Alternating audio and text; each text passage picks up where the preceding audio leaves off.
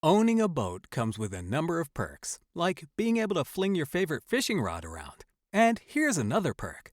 Geico's boat insurance covers your boat and your belongings. And with specialist support from agents that are as passionate about boating as you are, there's so much value that you'll want to high-five someone.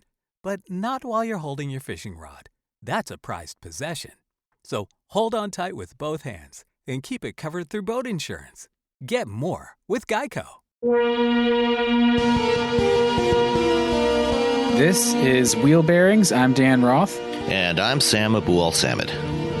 So, Sam, you're finally back wheels down from CES, which I think maybe you probably saw like a quarter of the show, half of the show? Oh, not even that much. I landed back here in Michigan about 8 hours ago, thankfully. Got escaped from Nevada again. During my time, I was in Vegas from Sunday this week until I flew out on Thursday morning. And at the LA convention, the Las Vegas Convention Center, I never even went into the central or south halls at the convention center. I was doing stuff between the Westgate Hotel, the North Hall of the convention center parking lot, the Wynn, the Venetian, the MGM Grand, and Mandalay Bay. And it's just so ridiculous. That show is so stupidly large and spread up and down the entire length of the Las Vegas Strip. It's just nuts. I was talking with another freelancer who was actually really interested in covering CES, and there were a few of us in the Slack, and those of us who have been to shows, because I've never been to CES, but I've covered some auto shows and stuff, and I've provided sort of the like solid, stable support while the rest of the team is at the show. And those of us who'd done it or been part of that team, we were just like, yeah, I mean, it sounds neat.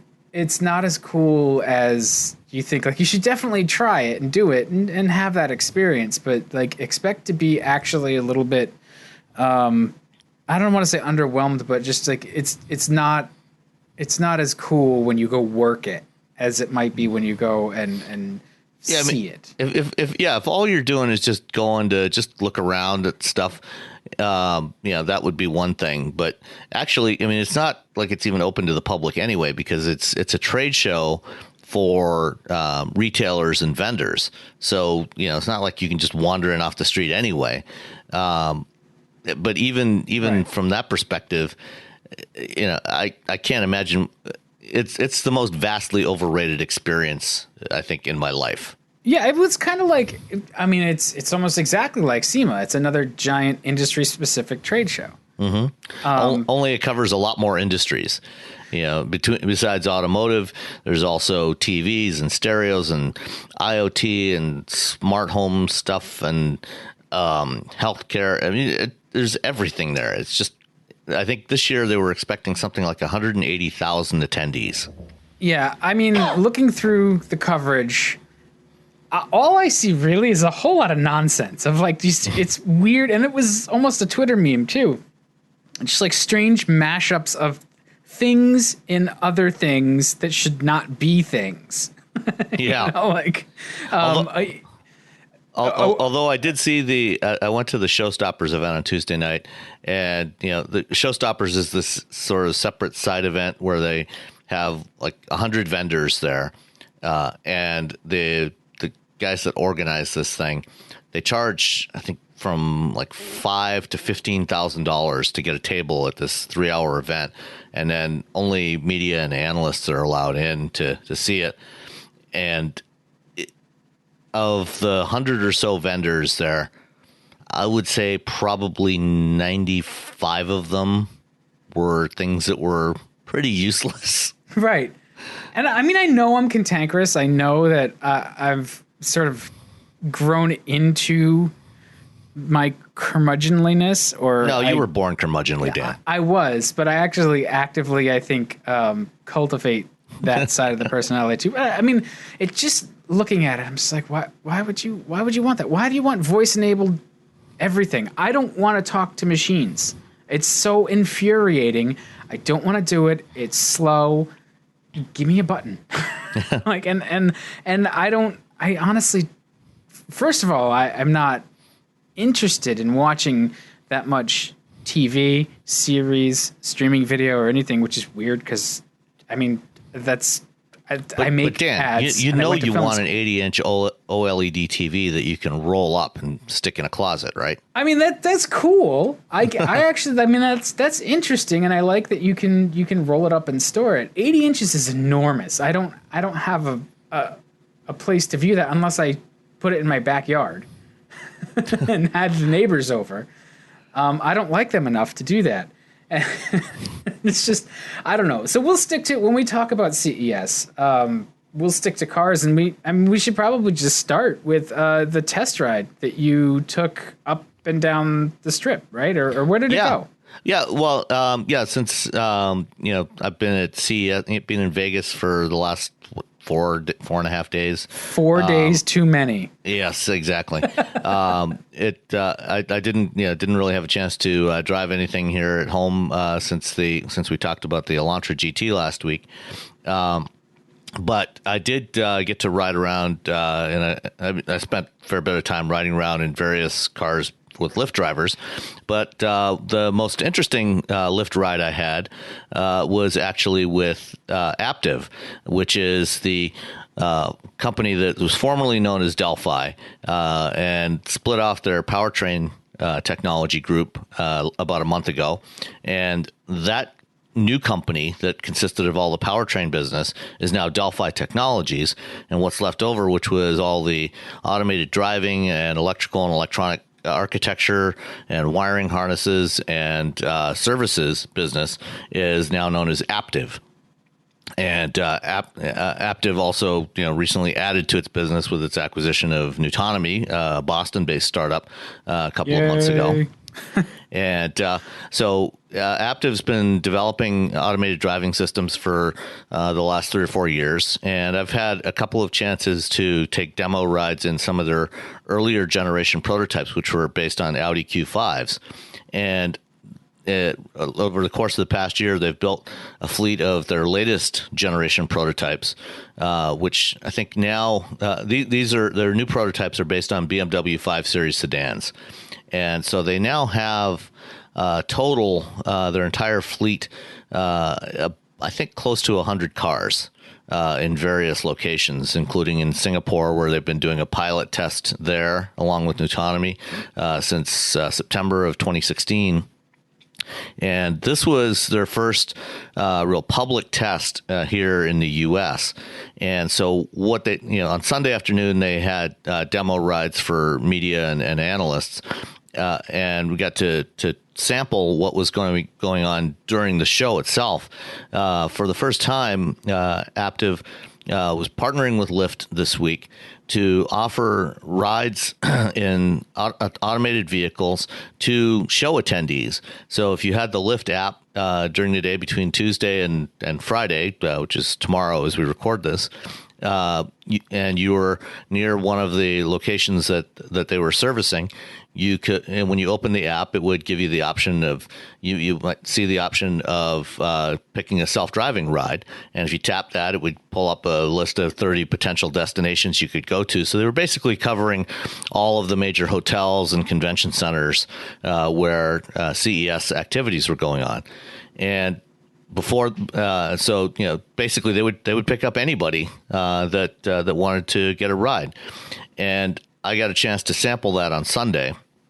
And rode along with Jada Tapley, who's the vice president of engineering for Aptiv, and it was interesting to see how well the system was working. So they took us from the convention center down the Las Vegas Strip to Caesar's Palace, and then back again.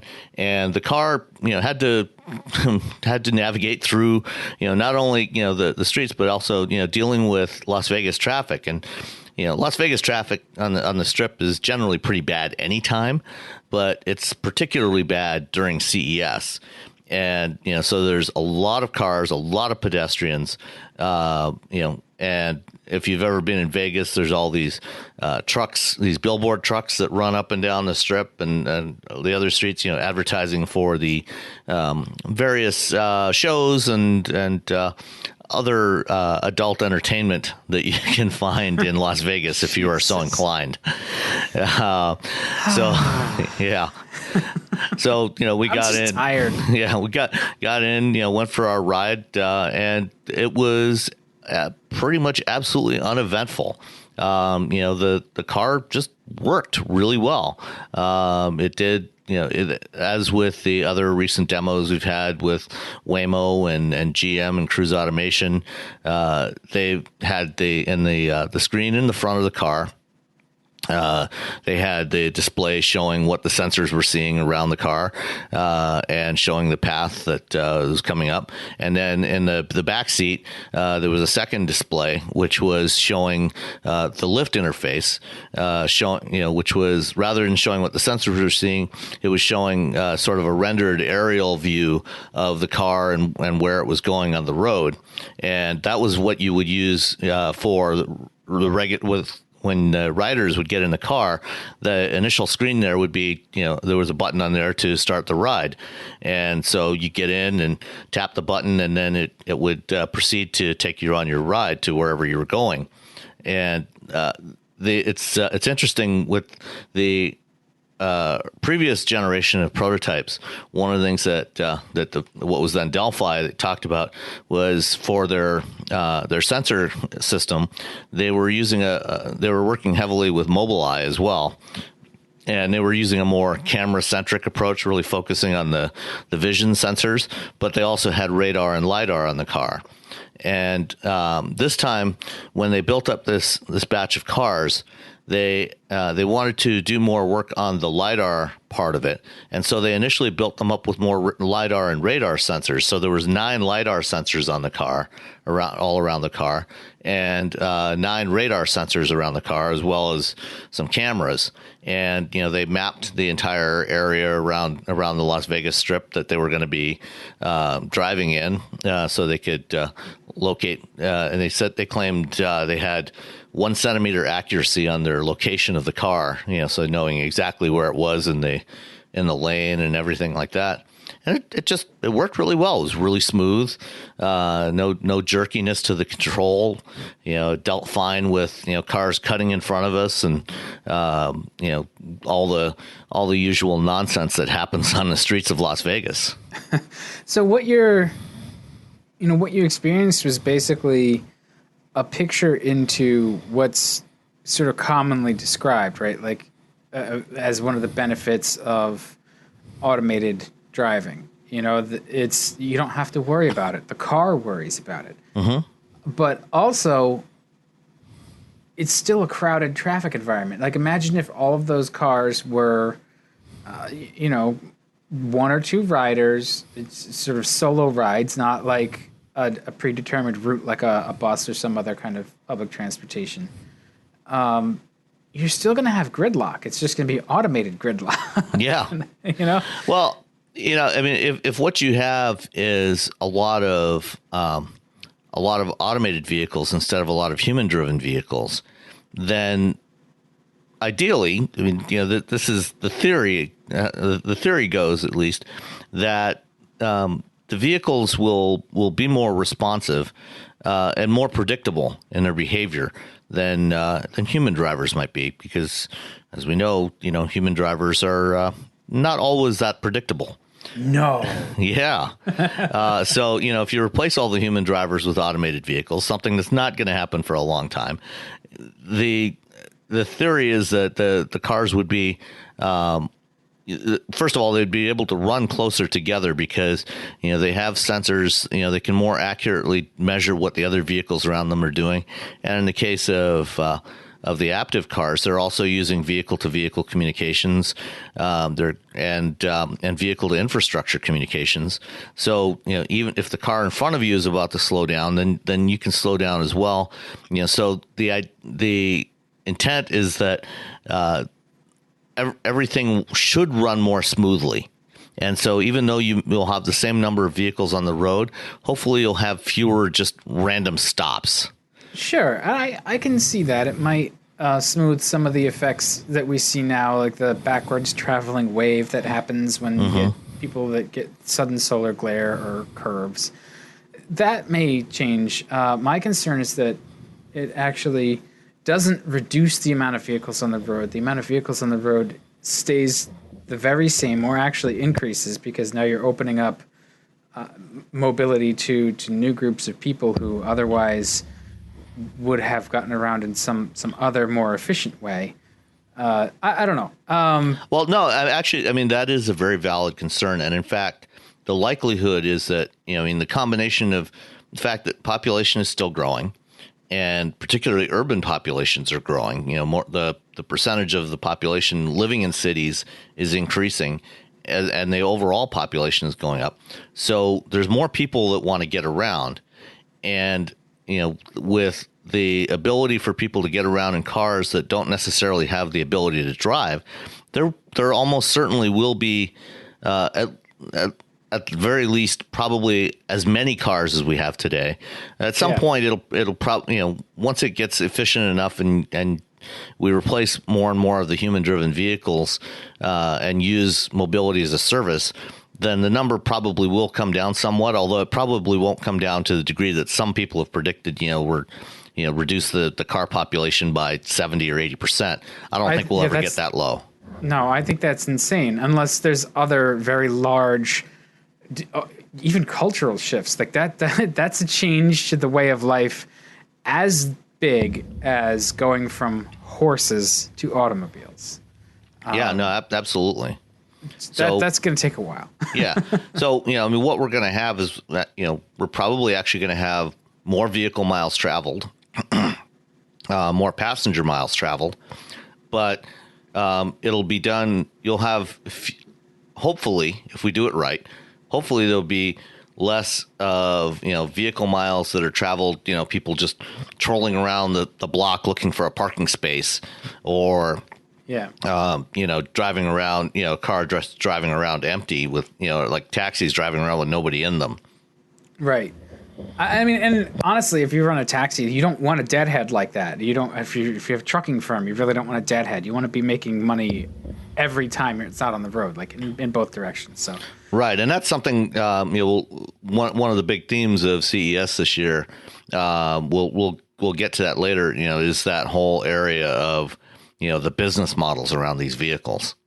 So, Dan, what have you been driving? Yeah. So last week you had the Elantra GT, and this week I had the Elantra GT. And like you said, it's a solid car in its class. It's roomy, it's well done, it's well finished. It behaves well. I even had the 7-speed dual clutch transmission, which is, like you said, it's got an ice cream truck driving by? That's the washing machine. So you really? If you buy something that's like from LG or Samsung, this is a total tangent. But apparently they like things that play music, and it might be part of the Korean culture because when I get a Korean car like this Hyundai or one of the Genesis cars, you shut them off, they play a little song until you like go into the settings, you're like, stop playing the little song. Yeah. I'm not that jovial. Leave me alone. But anyway, get off my lawn. Yeah. It's a good car. I will say they don't really commit too many sins, but it definitely still, my benchmark for this class is the Golf, and to a lesser degree, the Focus. It doesn't feel quite as solid, just like machined from a single piece of metal as those cars do. It doesn't quite have the supple ride of the Golf. But in every other respect, I think you certainly get a lot for your money. It's very competitive. The materials are just as good. The design is just as good. The engine is again. Do you have the 1.6 liter or the 2? It's the 1.6 turbo, and it's got a lot of mid-range muscle. Mm-hmm. It feels good. So it's a very competitive car in a market that is still competitive, but it's not it's not where everybody's attention is right now. But I'm glad that they're not just mailing in the effort. It's certainly it's very much worth your time if you're shopping in the field. One thing that bugs me the most is, of all the infotainment stuff that they do right, they don't have a hard button to get to the phone, like a paired phone. And that bugs the hell out of me, because I'm usually on. So there's no, like, around that screen, that's the screen in the dash at the top of the center stack, there's a hard button for, radio, media. There's a couple on the other side too. There's not too many. Oh, you mean a button to get to the phone interface to make a call? Right. So okay. I'm usually on some other screen. So I have to hit the home screen and then I have to hit phone to get to my paired phone. And so I feel like that's a little bit clunky, unless I use the voice recognition. I suppose I could do that. But again, I don't want to talk to machines. So it's my phone. Do you use Android Auto? My phone is not new enough to have Android Auto. Android Auto, I'm sure, would make that a lot easier too. I could flip to that. But yeah, device mirroring and that kind of stuff. Or I cheaped out on a phone, and now I'm just gonna ride it till it dies. So, because really, I don't. No, you know what? If it works, there's no reason to upgrade it. Crazily enough, I use the phone for phone calls and texts, and like when I'm bored in meetings, I'll whip open the browser, and then one of my colleagues will text me and say, "Stop it! You're in a meeting." Yeah, I know. In my job as an analyst, I spend a surprising amount of time on the phone, talking to people. And especially since I work remotely, I don't work in an office with my colleagues. My colleagues are scattered all over the world. And so, we actually spend a reasonable amount of time on calls, on conference calls, or, doing interviews with people. And so I have a surprising number of monthly call minutes on my phone. Yeah. But it's nice that they give you so many minutes now, because they're like, well, nobody uses the phone. We can afford it. Doesn't cost anything. So, they give them away like for free. Yeah. So there's really, again, it's just, there's not a whole lot of criticism, other than to say it feels, slightly less premium, I guess. The interesting thing about the Volkswagen stuff is that it always feels premium, even when it's not the premium version of that hardware. They're very good at using one set of components to make 3 or 4 different brands, and so everything sort of gets a little bit of the shine of the top brand. It kind of makes its way down even to the cheap ones. So I don't know. The Elantra lineup is really good, though. It looks good. It drives well. Tomorrow it's going to be Crown Victoria City, which looks bad, drives awful. Yeah, but it'll run forever. I cheaped out on the battery. It did not like very cold weather. Oh, really? That big engine, even with synthetic oil, it was like, nope, not going to do it without a boost. So I was like, all right, you hateful thing. When I got home today, it was actually 57 degrees here in Michigan. Yeah, that's what we have coming here in Massachusetts. It's going to be really fun. We've got like 60 degrees coming tomorrow. And rain. So everybody's basement's going to flood, and then it's going to, within a space of a day, even less, it's going to swing like another 40 degrees and flash freeze. So. Of course, we're getting ready for the Detroit Auto Show starting on Sunday. So Saturday it's going to be 19 degrees high with a low of 7. So yeah, we're ready for you. It's the Detroit show. It's supposed to be brutal. Absolutely. And there's a lot of really interesting stuff that's going to happen at the Detroit show. So hopefully next week we have plenty of things to talk about. There's plenty of things that we know about that we can't talk about yet, but we'll get to those next week. Yeah. So let's get back to CES, and we'll stick to some of the automotive stuff at CES. Maybe the best thing for us to do is just talk about the things that impressed you most. What left the biggest impression? So yeah, this year marked the 10th anniversary of my first CES. First time I went was in 2008. And when I went then, I was invited by GM to come and check out the autonomous Chevy Tahoe that had a few months earlier won the DARPA Urban Challenge. And it was interesting, at that time we got to ride around in this thing in the parking lot. They set up a course in the parking lot across the street from the Las Vegas Convention Center. And they had some various obstacles set up, and they had another vehicle going in there, like pulling out into intersections, and so you could see how it stopped. And it's funny that very first ride in an automated vehicle was actually the last ride I had that didn't have a safety driver in it. At that time, there was no safety driver in the vehicle. There was just me in the front passenger seat and an engineer in the back seat. And the next time that I was in an automated vehicle with no safety driver was this last October when I went to visit Waymo. And so it took almost 10 years to get back to that same point. But it's interesting now, as we're starting to get closer to actually trying to deploy these things commercially.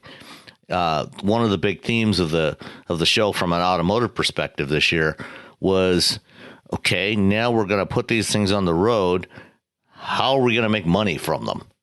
And so everybody's trying to figure out what the business models are going to be for automated vehicles.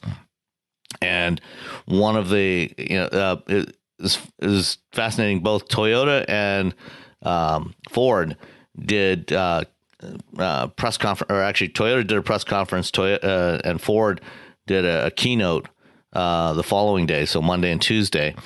But the themes of both of them were surprisingly similar.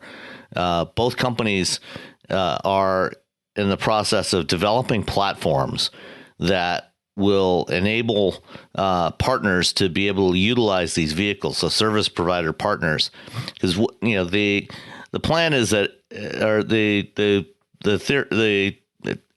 direction that everybody's going with these vehicles is they're not going to be sold to consumers. You're not going to be able to buy, for the most part, an autonomous car for many, many years. Certainly not an affordable one. They're just going to be way too expensive, and excuse me.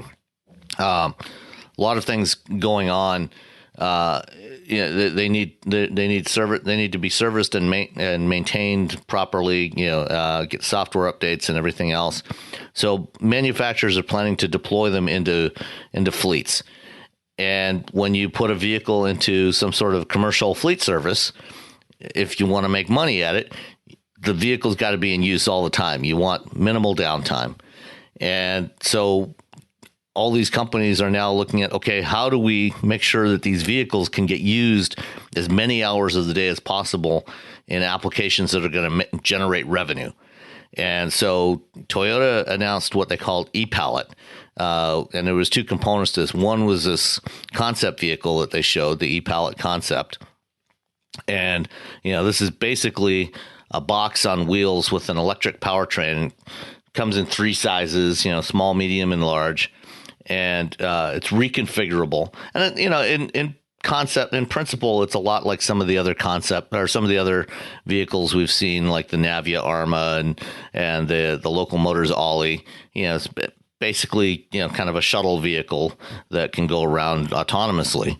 But it's also designed to be reconfigurable, so you can use it for different purposes. So you can, sometimes of the day, you can use it for carrying passengers. Other times of the day, it'll be delivering packages. Other times of the day, it'll be delivering pizzas and, food and whatever else.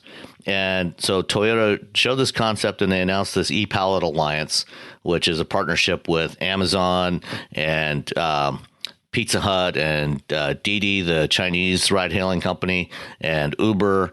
And so they're going to work on this logistics platform, so to figure out how you get these vehicles deployed for all these different services. And then Ford announced their own variation of that. And theirs actually went even further. They had a couple of different components to this. They're developing this, what they're calling a transportation operating system cloud platform for cities that they would offer to cities, and that would provide various non-competitive services, things like authentication and payments and so on. And cities could use that to tie into all kinds of other providers, tie into their transit systems and the various companies, and coordinate all the pieces that would be going on in cities. And then they also have this transportation as a service platform, which is similar to ePallet. And Ford is partnering with Domino's again and with Lyft to pilot this, and they're actually going to launch a pilot test sometime this quarter in a city yet to be named. And the idea is to manage the logistics and optimize the logistics to keep these vehicles working all the time. So yeah, here's the thing. This is not my original thought, but it's worth sort of pointing out. Imagine you've ordered a pizza from Domino's, which now I want a pizza because I said the word. But right now, if I were to order that pizza, some dude drives up in a car, knocks on my door, hands me the pizza. I, sign the receipt or give him cash or whatever. I don't have to get out of my slippers. Mm-hmm. These cars are great, and they will get the pizza to the curb. Then I've got to go out and get it. And it just seems like, actually, from a user perspective, and that's a tough one to solve unless you have Rosie the Jetsons robot coming up to the door. But that actually makes the user experience worse. Yeah, and this is actually one of the things they found when Ford did their initial test experiment with Domino's last fall here in Ann Arbor. Is, as you said, when people order pizzas, when they don't want to go out of the house, or any other food, for right. delivery when they don't want to leave the house. Right. If I wanted to put my shoes on, I'd go to the damn pizza joint. Right. Or, if it's raining out, you don't want to walk out to the curb to pick up your pizza. No, I'll give the guy who shows up on the porch an extra couple bucks if it's crappy out. Like that's how the economy works. Exactly. And so, this is what they apparently experienced with that test program. And so they're working on that. They're trying to figure out, what are the best solutions to that. And maybe it is, having some sort of, little robot that comes out of the thing and brings the pizza directly to your door. That'd be so weird. Yeah. But yeah, pizza robots here. There's still a whole lot of things to figure out. And that's why they're doing this now. I got it. Because, the cars are still a couple of years away, but they're trying to figure all this stuff out now before they get to that point. Yeah, they could use one of those creepy Boston Dynamics, like there you go, Big Dog. Yeah, those things are awesome, but they're terrifying. The scary pizza nightmare robot is here. It could be just like two of the episodes of the latest series of Black Mirror. Yeah, another show I don't watch. Metalhead and Crocodile. If you haven't watched the latest series of Black Mirror that came out on Netflix just after Christmas, check out those two episodes and you'll understand what I'm talking about. All right, when I get some free time, which will be next year. Yeah. I'll do that. Keep in mind, Black Mirror tends to, for most of its episodes, tends to represent very dystopic views of the world. So reality. Yes, exactly. so all this effort being put into autonomous vehicles, is potentially leading us into a real dystopia. So, to get there a little faster, one of the things that really interested me from afar at CES was the Chinese company called Byton. Yeah. Did you get a chance to see that up close and poke around? Especially in profile, it bears a startling resemblance to a Nissan Murano. I think it's really good looking. It is. That's not a bad. When I say it looks like a Murano, that's not a bad thing.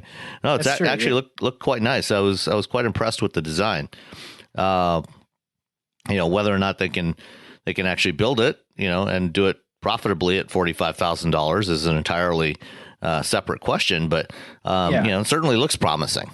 they're making some bold claims, and I think it's another one of those things like, yeah, sure, $45,000 is the number that we're going to talk about. We're going to show you the one that costs 90 or whatever. That may well be the case.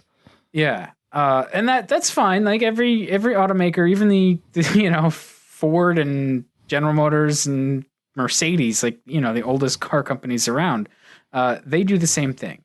So that's right. That's fine. How did it, some of the ideas in here don't seem like they're well thought out. They seem like they're great for CES. Like, oh, everything's gonna be screen based. You mean that giant 49-inch display across the front? Yeah, and that's fine as far as it goes. Like, that's a really inexpensive or less expensive way, I think, to do a lot of the controls. If it's a big touchscreen, then I don't think it's not actually a touchscreen, because keep in mind, the way it's mounted, it's actually pretty far away from you. If you're sitting in your seat, you're not going to be able to reach that thing. So it's like gesture controls. Yeah, it's relying on gesture control system, much like some of the current BMWs. Oh, that sounds like a great way to distract the crap out of the driver. And like some of the other stuff that they've talked about with that is like, well, you can have them. It shows messages from everybody in the car. It's like, why would you want to do that? Just, I don't know. It seems like they have missed the mark in terms of what they're saying that can do. And it seems very screen obsessed. There's that big screen. There's when you pair your phone to it, your phone becomes part of that system. There's screens on the back headrests. Like, how about you just ride in the car? Maybe that's the CES thing where it's got all the screens because it's CES, and so that's what we talk exactly about. Right. Although I think that's probably, given the some of the popularity of Tesla's touchscreen interface, I think every startup seems to think that that's the way they need to go, which I don't agree with. But until you've got autonomous vehicles, I just think that that's a terrible idea. Yeah, we're on record as not being fans of screens. So CES is in this place where, especially for automobiles, I think there's a lot of technology that we're on the cusp of, or that is already going into cars. And it's early, what's even the new, Mercedes system with the horrible name, was it like MBUX or something? MBUX, as in MB user experience, Mercedes-Benz user experience. Okay. That strikes me as like, okay, better-ish, but maybe not. I don't know. I'm very skeptical about things I've seen here. Like, Toyota and Amazon announcing that Alexa is going to be prominently featured in future Toyotas. It's like, again, like, what is the benefit? What do you get out of that? Well, I think, and I don't necessarily agree that it's all that useful. I have two Amazon Echo Dots that I've been gifted at various times that both sit in a drawer, unused, unplugged in, because I didn't really see any value in them, and my wife didn't really want them around either. But if you like that as an interface, if you like some of the capabilities that it can provide, embedding it into the car as another form of digital assistant is fine. I mean, you don't have to use it, but having that capability in there for those that do want to use it, and for better or worse, the Echo has proven fairly popular. It's it was certainly apparently Amazon's best-selling product during the most recent holiday season. So if they, what Toyota was talking about will actually be the first truly embedded version of Alexa voice services right in the vehicle. Right now, there's a bunch of manufacturers that provide the ability for their cars to tie into Alexa skills, right, which means that basically you can create little apps that you call from your Alexa, and it goes out and does various things. Like, for example, you can have an Alexa skill that goes out and you trigger it from your Echo, and it'll remotely start your car with a voice command and get it warmed up, things like that. And Hyundai and BMW and several other manufacturers offer that now, and Nissan on the new Leaf. With what last year Ford launched, more deeper Alexa integration into some of their vehicles with Sync 3. And if you have the Alexa app on your phone and it's connected to your to the Sync infotainment system through Sync App Link, then you can use that. You can use the microphone in the car to issue Alexa commands, and it runs through your phone. What Toyota is going to do is actually embed that right in the infotainment system, build the Alexa voice services right in the infotainment system. So essentially your car becomes a rolling Echo. So that's actually, from my commentary about a user perspective, that's actually better, because my experience with adding on Alexa sort of as an aftermarket thing, playing with the Garmin Speak that has Alexa in it, it was such a pain to go through all the steps to pair the phone with the Garmin Speak and then initialize it and enable the Alexa skill or the Garmin skill or whatever, and then make sure that it stayed paired with the car.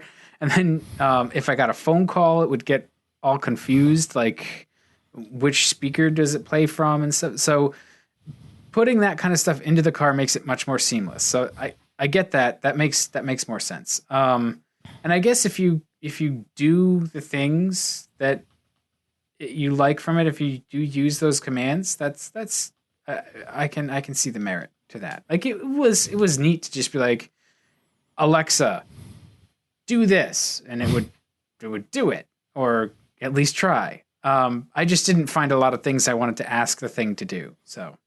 Right, and I hear you, and that's why I have two Echoes sitting in a drawer. maybe it'll get better after some time. All right, so one last CES thing, unless you've got something you're dying to talk about, but did you survive the power outage? Yeah, actually, strangely enough, I had an appointment with Hitachi and Clarion for a demo of some of their technologies that was in the parking lot across the street from the convention center. And I walked out about 5 minutes before the power went out. And nice. As I was walking into my meeting, I got a notification on my phone from the CES app that the power was out in the convention center. So I just missed it. Well, that's all right. What did Hitachi and Clarion show you? That's like mobile audio and stuff, right? Yeah, there was some mobile audio, but the demo stuff that they were doing was more around some vehicle automation stuff and various technologies. So for those that don't know, Hitachi actually makes the stereo vision camera system that powers Subaru's EyeSight adaptive cruise control system. And so they've been working on driver assist systems for quite a while. And they showed a valet parking system, that you get out of the car, tap the thing on your map, tap the app on your phone, and it'll go. And if you're in a parking lot that has a smart parking system, parking sensors, it knows where there's empty parking spaces. It will automatically go to the first available parking space, park itself, and you can retrieve it remotely. So that's a nice feature to have. So you're not spending time driving up and down the aisles looking for a parking space. Although I guess if you've gone to a mall recently, you probably won't have much trouble finding a parking space. But maybe at a football game or something like that. Sure. But isn't the point of a football game to get there early and tailgate? Okay, so maybe that's not a bad example. Oh, I have stumped the. One of the other interesting things they showed was a garage parking training system. I don't think that was quite the exact term for it, what they called it. Oh, but yeah. Basically what it was is, like, for example, if you have a narrow garage, and it's hard to open your doors in there, what you can do with this is you trigger the training mechanism. You press a button or tap something on the screen, and then you drive the car into the garage once, and then back it out again, and then you can save that, and then the next time. As you approach your house, and it uses geolocation, you can automatically trigger the self parking. So, it can go and park itself in your garage, and you can get out before the car pulls itself right into the garage. And then when you're ready to go somewhere, you just tap the button on your phone and it'll back itself out. You get in and you drive off. So it's kind of a cool little feature. I mean, it's not necessarily something that everybody's going to need, but if you have that kind of situation where your parking space is tight, then it can be very handy. Hey, at least they're trying to do something useful. Yeah, no, absolutely. So you also you got an interview out there with Chris Urmson, right? Yeah, I had a chance to talk with Chris for the first time, and for those who don't recall the name, Chris Urmson, along with Brian Selesky, led that very same Carnegie Mellon team that worked with GM back in 2007 to win that DARPA Urban Challenge. And after that program was done, Chris went to Google. Actually, both Chris and Brian first went to Caterpillar and worked with them on some autonomous mining trucks programs, and then Chris went to Google and led the self-driving program at Google from 2009 through 2016, and then Brian followed him there and was there most of that time as well. At the late 2016, Chris left Google, and early last year, he and Sterling Anderson, who worked on the first generation Tesla Autopilot, both started up a company called Aurora Innovations to work on, you guessed it, self-driving systems. And last week before the show, both Hyundai and Volkswagen announced that they were going to be working with Aurora to help them develop their own autonomous driving systems. And Chris was at the Hyundai press conference earlier this week in Vegas. And I had a chance to sit down with him, and I'll actually post that. I'll post that recording as a separate file on the feed in the next day or so.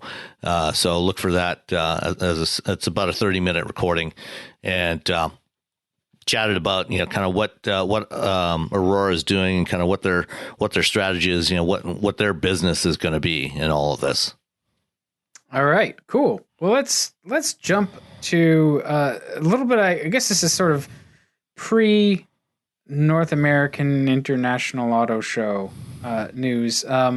There's diesel F-150 now. It's been rumored for a long time, and for a while I was kind of shrugging, like, why would anybody want a diesel in an F-150 when you can get the diesel in like the F-250?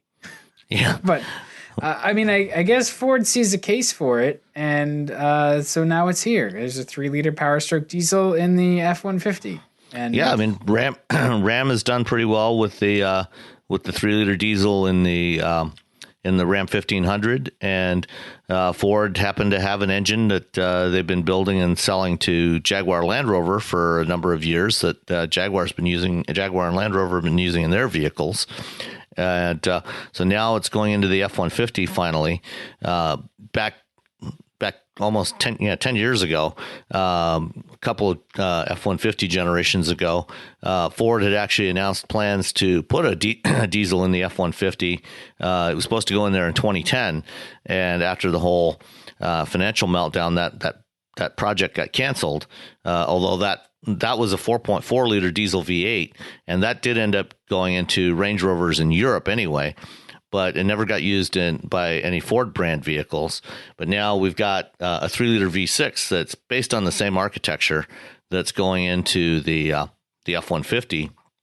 And it's an upgraded version of the one that Jaguar Land Rover has been using for a while. It's got a new higher pressure ignition system, beefed up forged steel crankshaft and connecting rods, generates 250 horsepower, 440 foot-pounds of torque. and it's going on sale in the next couple of months in the F-150. And the interesting thing about it is it's rated at they've already tested, got the tow rating, 11,400 pound tow rating.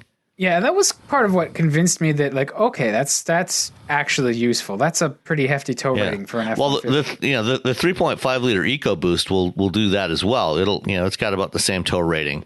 Actually, I think it's about 12,000 pounds with the EcoBoost. I thought it was a lot. I thought it was less than that. But okay, it's apparently not into trucks. Yeah, no, it's about the same or slightly more.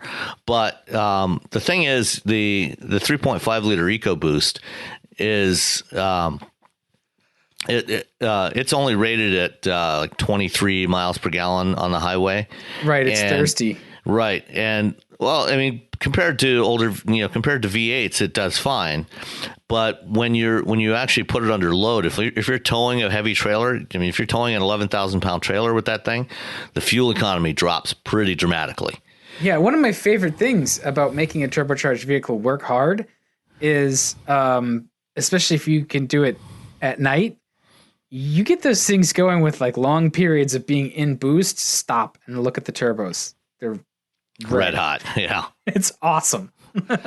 but the reason why they're so hot is because they're consuming a lot of fuel, generating a lot of energy. And so there are, Ford thinks that there are a significant chunk of their customer base, and given that they sell 900,000 F1 or F Series trucks a year, that's a pretty large customer base, even if it's a small chunk of that, that want decent fuel economy and a high towing capacity.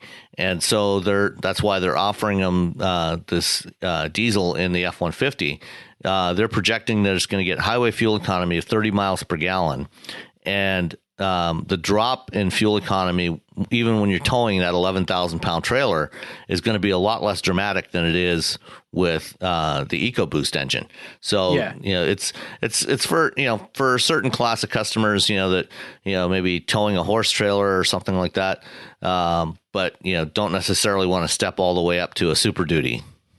Right. And I think that that 11,400 pound towing capacity is going to be that's like the best case scenario, right? So that's the short cab, short bed.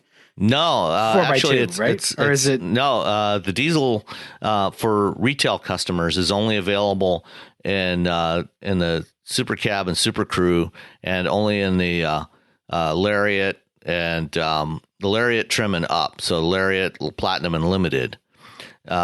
And I mean, it's 4x4 and 4x2 though. Both 4x4 and 4x2, and even I think the worst case, is probably still going to be well over 10,000 pounds towing capacity.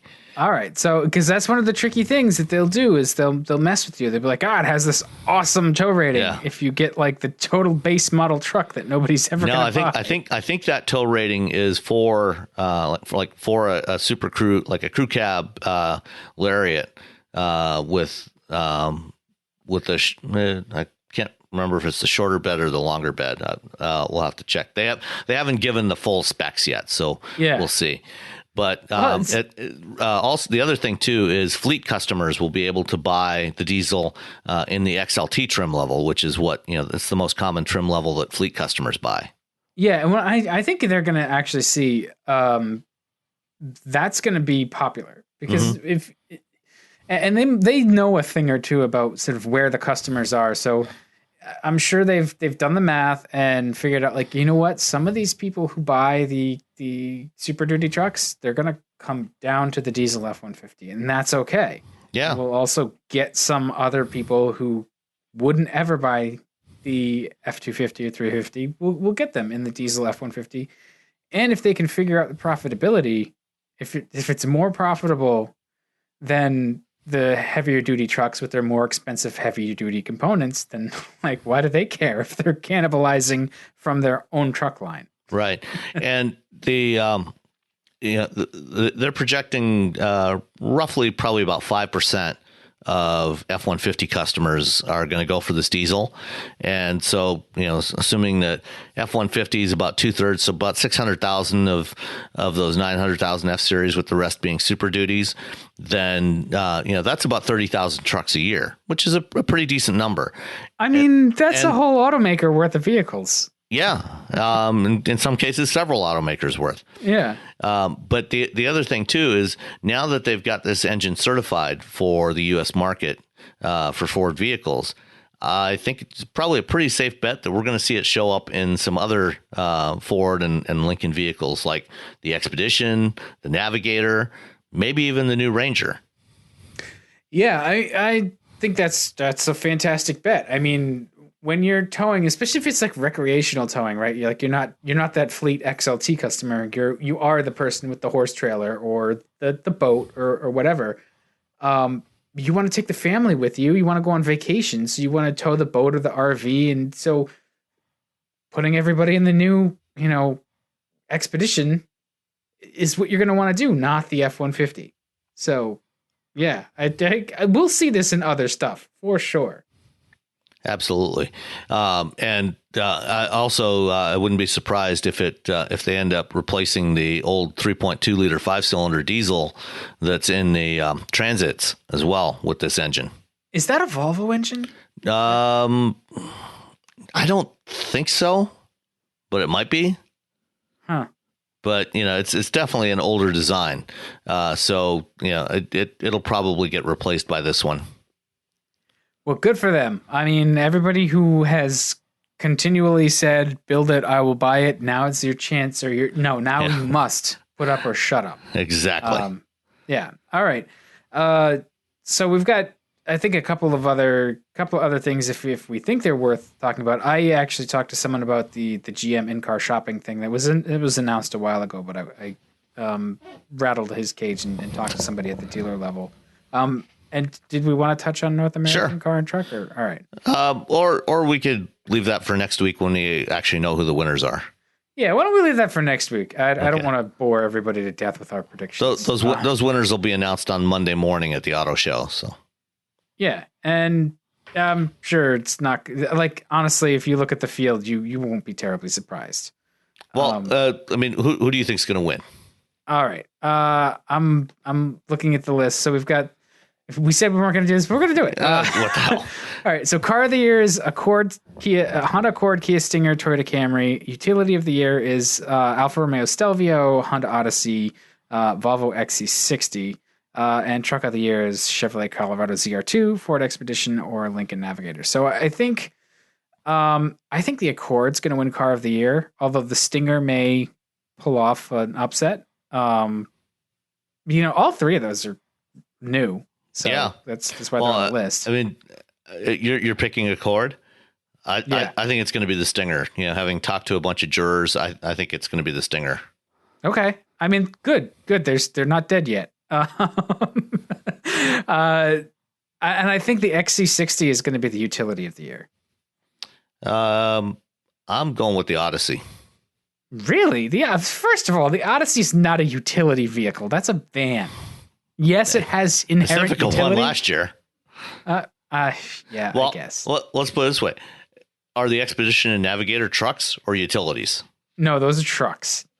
Yes, they're SUVs, but SUVs, the traditional SUV is built off a truck. So it's a subset of trucks. Right, but if you're going to split utility vehicles apart from trucks as a category, which they did a couple of years ago, just before there was a dearth of trucks to put in the truck category,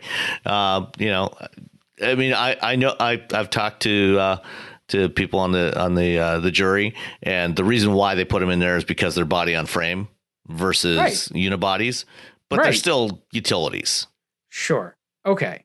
And I think that the Expedition is going to win truck of the year. Although I agree. The Navigator is the Navigator's a nicer Expedition. So yeah, I think it'll be the Expedition too. Yeah. All right. So we agree on some things. So all right, moving on. I think in-car shopping.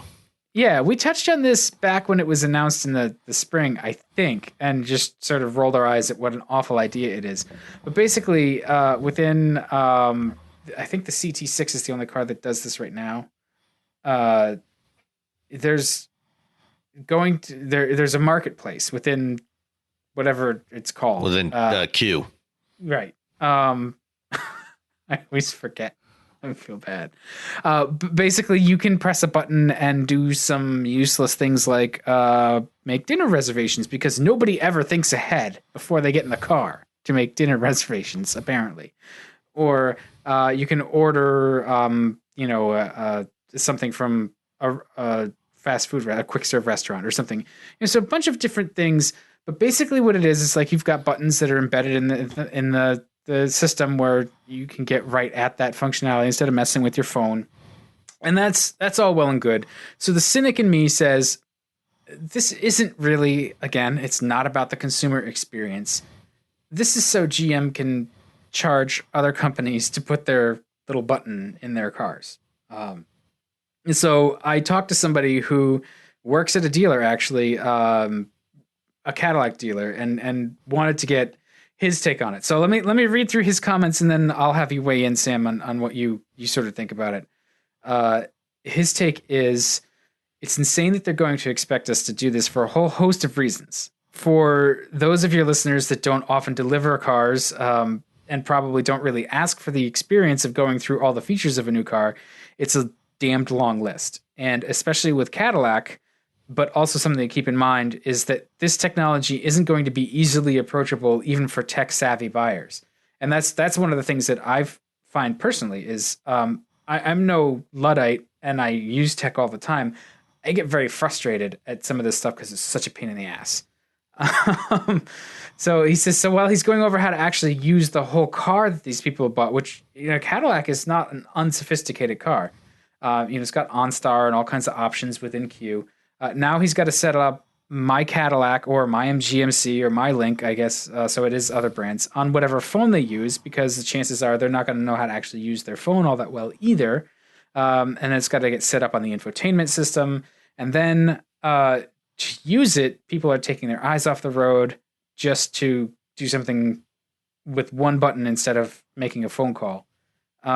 So his take on it is that it's pretty ridiculous, and everybody on the ground feels that it's very ridiculous when they're delivering cars to customers. And Q, at least since 2013, has already had points of interest enabled by voice, so you can search for the nearest McDonald's, say.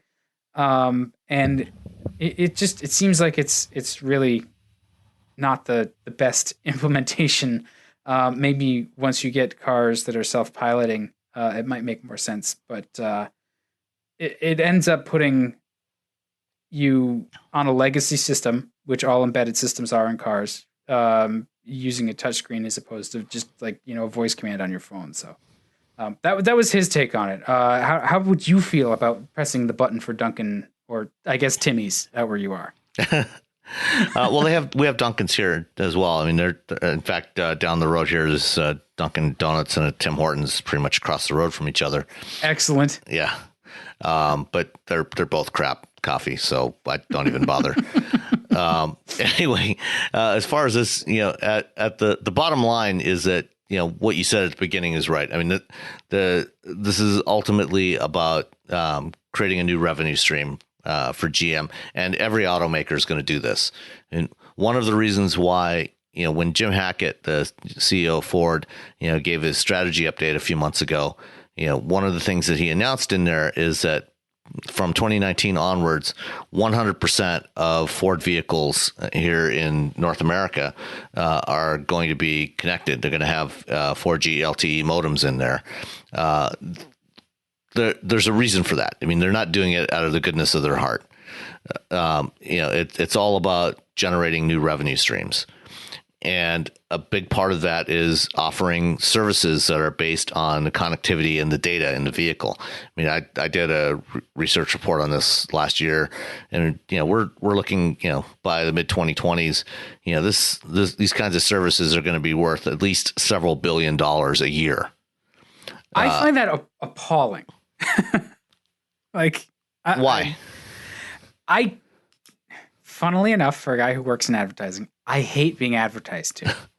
I sent an angry tweet to Speedway a couple of weeks ago when I was filling the Jeep up with gas, because their gas pump now, they upgraded the pumps and it has Speedway TV in it that plays an obnoxious ad at me. And I can't, using the buttons, like none of the buttons shut the sound off. Right. So I was livid. I was like, I want to be left alone. Yeah, my nearest Speedway station here did the same thing. On the other hand, they did also add an NFC reader to that, so I can use Android Auto or Android Pay to pay for it. So, or if you've got Apple Pay, you can use that as well. Yeah, but in general, I agree with you. I don't like being advertised to. On the other hand, the way GM has implemented this, these are not, it's not popping up ads on your screen. It's on one of the screens. You tap the marketplace button, and you've got these various services that are available. And if so, you would only go in there if you're, for example, looking for gas or I think one of the most interesting areas of this is parking. We talked about automated parking earlier. And, increasingly parking garages and parking lots are starting to put in sensors, for where there are parking spaces, which parking spaces are occupied, which ones are available. And, one of the services that GM's going to offer on here is Parkopedia. So, you can tap on that. If you're going somewhere and you need to park your car, you tap on that. It'll find closest available parking space. You can reserve a parking space, pay for it, right through there. It'll just charge your account, and then you just go directly there. So you're not driving around looking for a parking space and wasting gas and wasting your time. Okay, I can see that. So, things like Applebee's and IHOP and TGI Friday. Those I can do without. Dunkin' Donuts. If you're in the car anyway, chances are you're just going to go through the drive-through. Yeah. So, and I guess there's merit to having your drive-through order ready. Again, the frugal, old man. If for example, they put a shortcut line, so you have one line where you have to go and listen through that tinny speaker and try to, see if they ordered if they got your order correct. And the other line, if you've pre-ordered, just go to the checkout and grab your stuff. If they did something like that, that would be great. But, in general, I'm not fundamentally opposed to offering some of these kinds of capabilities in there, as long as they are, user selectable. So they're not, I don't want them popping up ads in my instrument cluster. Yeah. That's what I find the most appalling is like often you just don't have control over it. If I can just live with it, fine. But I don't even want like a little branded, banner ad or whatever on my infotainment screen in not in the instrument cluster. Like I don't want it anywhere. Like I bought the car. It's my car. Stay the hell out of it. And, the idea that you're paying for OnStar, which is like $15 a month. Actually, they now when you buy a GM car, you actually get 5 years of basic OnStar service for free. That's good. OnStar, it's interesting. They were one of the first automotive telematics systems. They were the first, and they're really good. They're fantastic. At what they do. Yeah. It's an excellent technology. I think GM doesn't get enough credit for it. Their service level is good. OnStar's a great thing. But again, like you're paying for it and now they're integrating advertising into it. This is probably easier to stomach in that first 5 years when it's the cost is rolled into the cost of the car. So you're like, yeah, whatever. It came quote. Yeah, and increasingly that's the situation with most automakers is, as they go to 100% penetration on this, they're giving you basic levels of service, that include things like automatic emergency assist, remote lock and unlock, those sorts of things. Complimentary. They're building it into the sticker price of the car. It's part of the bill of materials. But you're getting that much. You're not paying any extra subscription fee for those services for at least the first 5 years. And part of the reason why they want to do that is because if you the way it used to be with OnStar and most of these other services, they would give you usually 3 or 6 months trial period for free, and then you had to pay for it after that. And if you didn't pay for it, if you opted out, and decided not to subscribe for it, then they would turn off the cellular radio in the car. And at that point, they could no longer communicate with the car. And if you ever wanted to turn it back on, you'd actually have to go to the dealer and have it re-enabled. Because they could not remotely turn it on because the radio was turned off. So you'd have to go to the dealer and they would have to flip a switch to turn it back on again. And the manufacturers really want to have these radios on because one of the things they do, part of the terms of service, if you read the terms of service, is they do collect some data from the cars. They collect of course they do. They collect some telemetry data, and then they sell it. No, well, actually.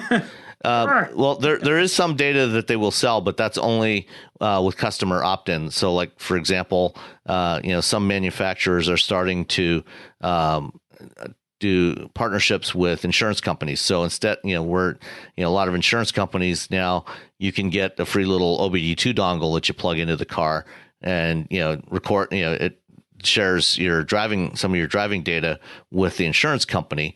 And they give you a discount. Well, now if you've got telematics in the car, if the manufacturer can share that data with the insurance company, they don't have to do the dongle. So you have a more reliable connection and access to better data. But all of those anything shared with third parties requires a separate opt-in from the customer. So they cannot share or sell that data to third parties unless the customer specifically opts into it. So there is that.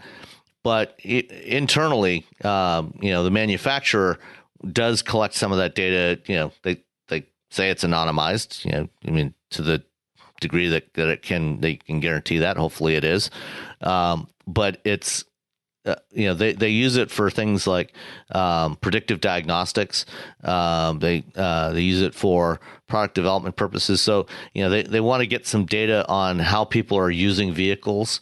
And it helps them figure out, okay, if we know, for an electric vehicle, for example, if you know how far people are driving the vehicle on a charge, how often they charge, what, if they're using, 110 volt charging, 220 volt charging, DC fast charging, you can get a lot of data that can help you make your product development decisions. So there's value to that, and hopefully, it helps them make better cars in the future. And then, they can, things like predictive diagnostics, over the years, they've collected a lot of data about, different failure modes in the car and, getting signals about what are the things that are indicators that something is about to fail. And battery. One of the first ones that they've done is batteries. You can tell when a battery's getting on its last legs, and you could certainly use this in your Crown Vic. And so they can No, for that car, I just look at it and I go, oh, the fact that it's a Ford Crown Victoria is an indicator something's going to fail. Well, they can send you a message saying, hey, we think your battery might be about to fail or some other component, and would you like to schedule a service appointment to take care of this before you get stranded on the road? So there is a significant potential convenience factor and safety factor for that. So, I think there is some real customer value to that. As to what your friend, was saying about, onboarding, for customers when they're doing deliveries, even if they didn't have this GM marketplace, they still have to go through and do all the OnStar stuff and, set up the remote link app anyway. And this is something every manufacturer is doing now. So that's, whether or not you have these services, you're still going to be doing that sort of thing as part of the delivery process for new customers. Yeah, well, I'm impressed actually that they commit to going through it that much. I'm trying to remember when we took delivery of the Jeep. I think part of it was that I was like, nah, I really don't need you to show me how to use the stuff. but he was not terribly interested in showing me all the the features. And it's not as complex a car as Cadillac with Q. There's not as many features to the infotainment in that year Jeep anyway. So I'm impressed that that dealership actually wants its customers to have that bit of training. And I think when you're buying high-end cars, I think that's important. Well, I mean, even when we bought our Civic last year, the salesperson, spent about 45 minutes with us, going through, showing my wife how to pair the phone and use all, how all the different features worked before we left, before we drove off the lot. And there's an advantage to that as well. There's actually, there's a cost savings to that. If they do that up front before you leave the lot for the first time, that does help improve customer satisfaction if they understand how to use these features. And it means that they don't come back to the service department, which is a cost, if they have to come back and, if they've got complaints, and they bring it to the service department, it's like, this doesn't work. I don't understand what's going on here. Then it ends up costing them more later on. So, being proactive and doing that before the customer drives off the lot, usually leaves the customer more satisfied. In most cases, I mean, there's going to be some cantankerous customers that say, just give me the damn keys and let me get the hell out of here. Right. There's one in every crowd. Yeah. but for most customers, that perhaps don't understand the technology as much, doing that hand holding up front does make a difference later on. Yeah. You know what? I should talk to him actually about just generally the dealer level experience from the sales side of it. I think there's a lot of misunderstandings about what auto sales is like. And I mean, we get questions about it too. So I'll reach back out to him. Yeah. I mean, one thing a lot of dealers are starting to do now is, they're training, one or more people on their staff as technology specialists, that are really focused on understanding all the technology in the car. And, they're basically their job is, during the delivery process or, even when somebody comes in, with a question afterwards, to be there to understand all that technology and help walk the customer through that. Because, this stuff is complex. Some of it is still a lot more complex to use than it should be. Okay. A lot of it is still more complex than it should be. But, one of the ways you make that better is, educate the customer. Absolutely. I completely agree. And I think we should move on from this topic at this point. I think we're actually we're done. We even got in the North American Car and Truck of the Year. So, yeah, good. Yeah. All right. So next week we will be talking North American International Auto Show or Detroit. We'll have lots of news from that. This stuff I know about already. That we'll have information on the new Chevy Silverado, like more details on that. There's a bunch of other introductions coming up, and there may even be some surprises if some of the rumors are true. There's a lot of rumblings in the media that we may even see a new Mustang Bullet from Ford on Sunday. You already know what the rumor, at least. No, well, I know what the rumors, but no, I can say in all honesty that, there are things that we've been told by various manufacturers up, under embargo up front. Up to this point, Ford has not said anything about the Mustang, or certainly not to me. Ford is really careful with, but they're really. I mean, you know this from your time at Team Detroit, but they're really careful with Mustang news, really tight with it. So. It's fair. I mean, there's a lot of stuff, they will bring, they'll bring media in, and give them previews under embargo, and they'll say, here's all the information. Here's the date and time when you can publish it.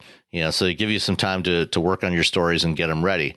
And there's a lot of people that really hate that. I actually appreciate having that extra time to be able to go through and write the story, like, for example, I wrote the F-150 story for Forbes, the F-150 Diesel, and I had a couple of weeks to get that put together. So, but I can say I I have not been told anything, so I'm not breaking any embargoes by talking about the bullet, because I don't know if there is. I mean, I'm pretty sure there will be a bullet based on some of the spy photos we've seen of what looks to be a bullet, and the rumors are pretty strong. But I have no idea if they're going to show it this week, or if we may see it maybe next month at the Chicago Auto Show, or maybe in April in New York. So there we go. And who stay knows? tuned. We might even see a mid-engine Corvette, or not. Maybe. Hey, we saw an electric Corvette at CES. Well, so.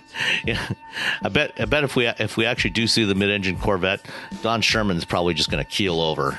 I know. He's just like, well, I can die now. Yeah.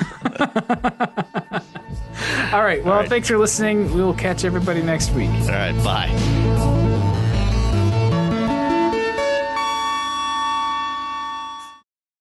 Owning a boat comes with a number of perks, like being able to say ahoy or land ho and not feel weird about it. So here's another perk. Geico's boat insurance offers access to the largest towing fleet on the water. And with specialist support from agents that are as passionate about boating as you are, there's so much value that you'll want to say, shiver me timbers, and not feel weird about that either. Get more with Geico.